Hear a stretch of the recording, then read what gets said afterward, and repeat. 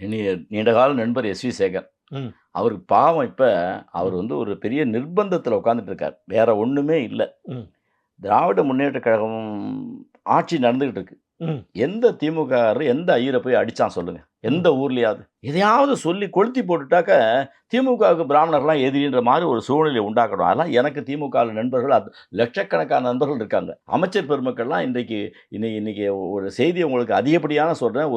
ஒரு கவுன்சிலர்ட்ட நீங்க பேச முடியாது. இன்னைக்கு இருக்கிற அறநிலைத்துறை அமைச்சர் சேகர்பாபு ஐயாட்ட ஒரு ஃபோன் பண்ணா, அடுத்த நிமிஷம் பதில் சொல்றாரு. அந்த மாரி பாங்கு உலகத்துல எவனுக்குமே வராது. இன்னைக்கு அறநிலைத்துறை அமைச்சர் அவர பத்தி 1000 அபிப்பிராய பேதம் எல்லாருக்கும் இருக்கலாம். என்ன பொறுத்தவரைக்கும் ஒரு ஃபோன் செய்தா, அந்த ஃபோனுக்கு அடுத்த நிமிஷம் பதில் சொல்லக்கூடிய நல்ல அறநிலைத்துறை அமைச்சரா இருக்காரு. அவருக்கு எனக்கு சண்டையா? திமுக பிராமணனுக்கு எதிரியா? ஏன் சேகரிப்பு? யாரு கேட்டா பிராமணனுக்கு திமுக எதிர்ப்பா? ஆளுங்கட்சி பாதுகாப்பு இருக்கு இல்லன்றது இவர் யாரு கேட்டா? இவருக்கு ஏதோ கேட்டுக்கிட்டு இருக்காரு. அத குடுப்பாங்களா? குடுக்காதா? கண்டிப்பா என்ன கேட்டுட்டு இருப்பாங்க?